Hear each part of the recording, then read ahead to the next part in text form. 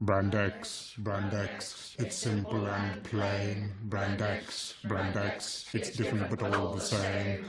Just a robot. So I want to start off by saying that I was a huge fan of Seth the Programmer. I started watching him when he only had 8,000 subscribers. I kept on watching Seth the Programmer to this day. I don't agree with everything he says, but for the most part he never really pissed me off. But one day this YouTuber made a video about how Ben 10 could beat Superman and Goku.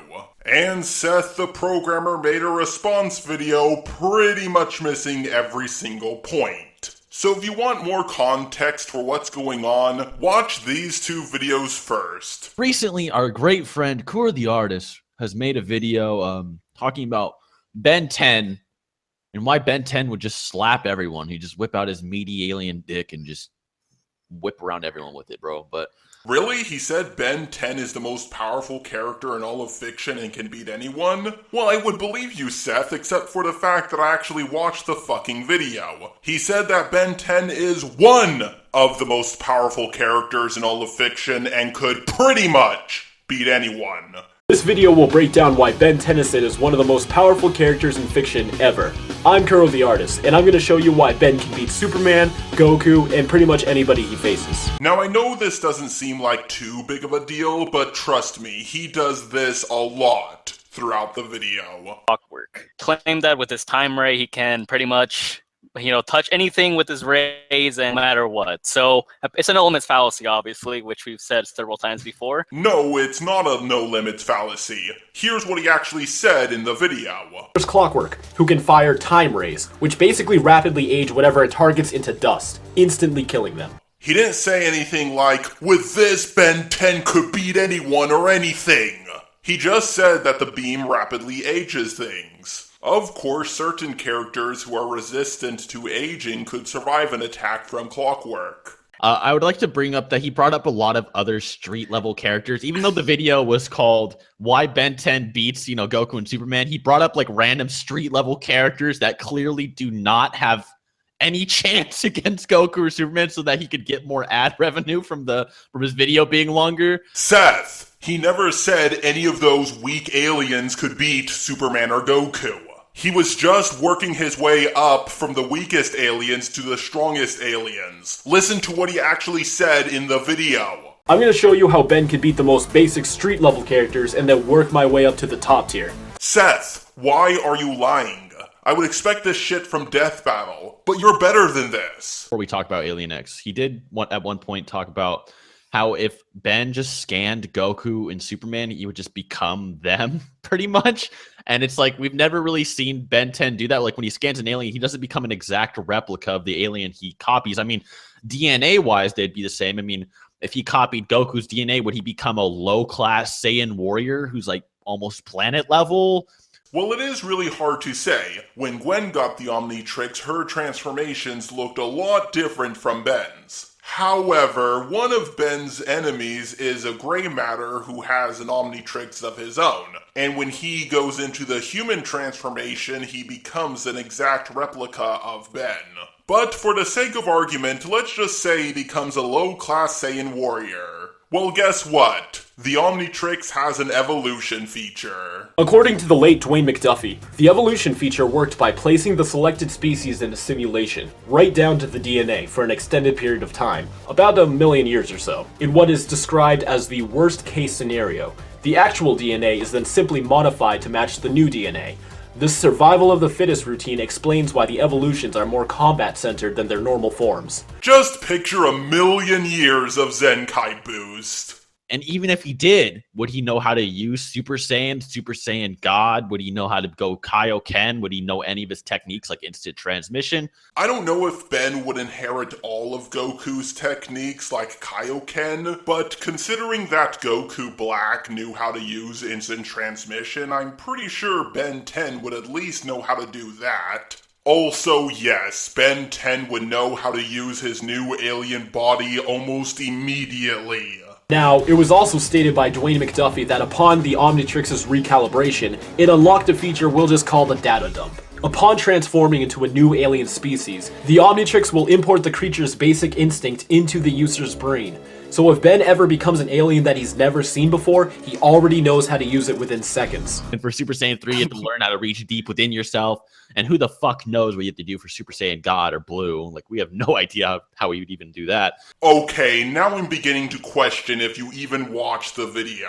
If you remembered how I explained ultimate transformations work, Ben could scan Goku and transform into an ultimate Super Saiyan, making him the absolute fullest of a Saiyan's potential instantly. So, Ben could go Super Saiyan 3. Although, not Super Saiyan Red or Blue though, because of the whole ritual thing. Wow, it's almost like he said Ben 10 couldn't use the God transformations.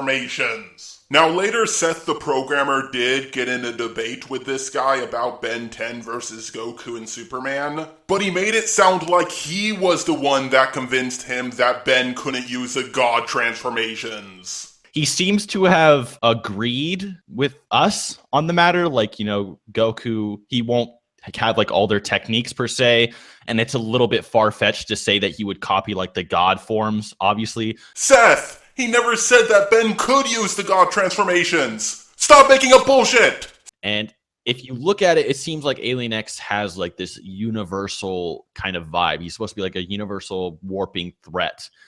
There's no real instances where he's ever warped or destroyed anything larger than just a universe. Seth, while that is true, Alien X easily survived a universe-busting explosion and then recreated the universe right afterwards. And he did that all without breaking a sweat. Yes, he never did anything beyond a universal scale, but he survived the universe's destruction, then recreated the universe with relative ease. From episode 4 of Omniverse onward, everyone and everything in the universe gets obliterated, so Alien X creates an exact duplicate. Seth, you really sound like one of those Superman fans who say, "Oh, yuck, we never actually seen Cell destroy a solar system, so I guess he can't, oh, yuck." Where Goku can stack up. Now, Goku, as we know, has universal feats versus Beerus. You can scale him to, you know, low multiversal because he's fucking thousands of times stronger than Super Saiyan God that he absorbed into his base early in the Battle of Gods arc, right? Yeah, and Alien X survived a point-blank universe-busting attack without even flinching. Why are you using power scaling for Goku but not using power scaling for Alien X? This really comes across as hypocritical to me. Okay, so, you know, Superman, like, if you want to use, like, his lowest form, sure, Alien X could beat him. But, you know, if he's going to use composite Ben 10, you know, with all these forms that, you know, can combine aliens or, you know... No, he's not using a composite version of Ben 10.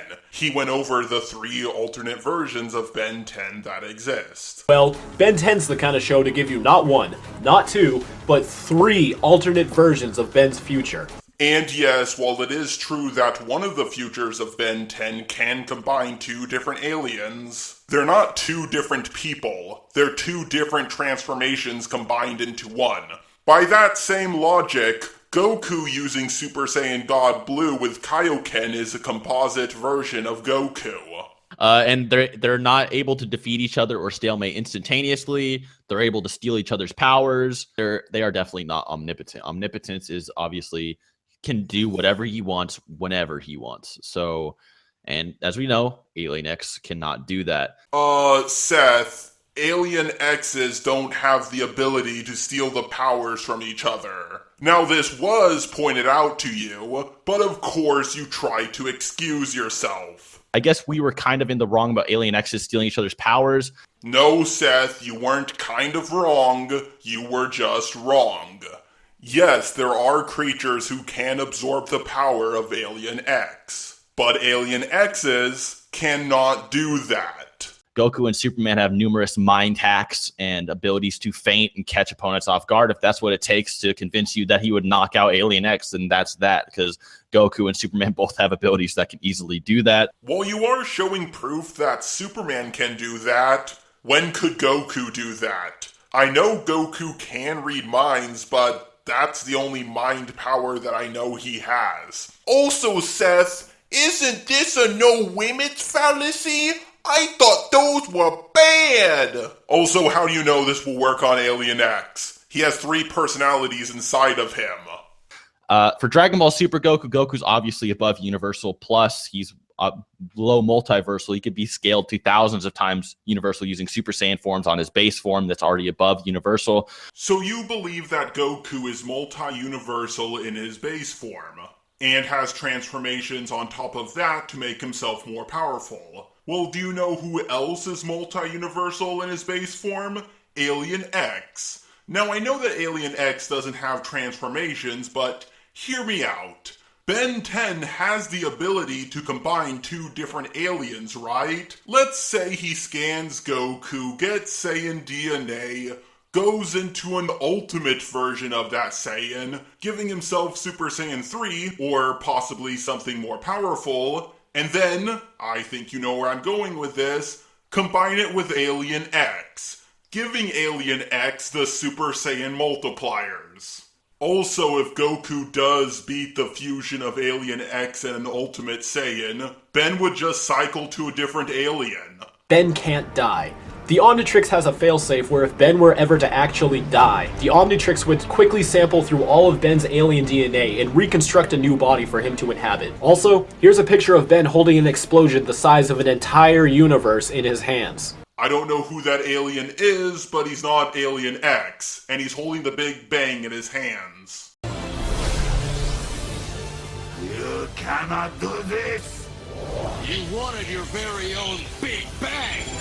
You also skipped over some of Ben 10's feats, like how fast he is when he's in his jet ray form. His aerophibian form is versatile in both air and water. In the Ultimate Alien episode, Eye of the Beholder, Ben was able to travel across the galaxy at hyperspeed and stick a perfect landing. He is also able to breathe in space, which, you know, Goku can. Jet Ray has also been stated to be even faster when he's underwater, but his maximum speed has not been shown. Yeah, that may not be as fast as Beerus or Whis, but imagine if he went into his ultimate jet ray form. And the last thing I want to point out is Alien X ain't the only reality warping weapon that Ben 10 has at his disposal. At the end of Ultimate Alien, Ben contained the Dagon's power inside of Ascalon, a reality-altering sword, and along with the Ultimatrix, he was basically already all-powerful, even without Alien X. But all he did was turn every human back to normal and then gave it all up. He doesn't need all of that power to save the world, and he knows it's not his place to misuse it. Final thoughts. Seth, I know you're a lot better than this. You're very good at debating people, and you don't need to lie about them or take what they say out of context. I'm still going to be a fan of yours, I just hope you never do this again. But I'm also happy to see Ben 10 being in Superman and Goku debates now. Ben's powers are a lot more interesting and unique than a lot of other heroes. Every time I think the Superman and Goku debate is over, something happens to make the whole thing more interesting than ever. Oh yeah, and if you're a Saitama fanboy, don't comment. Ever.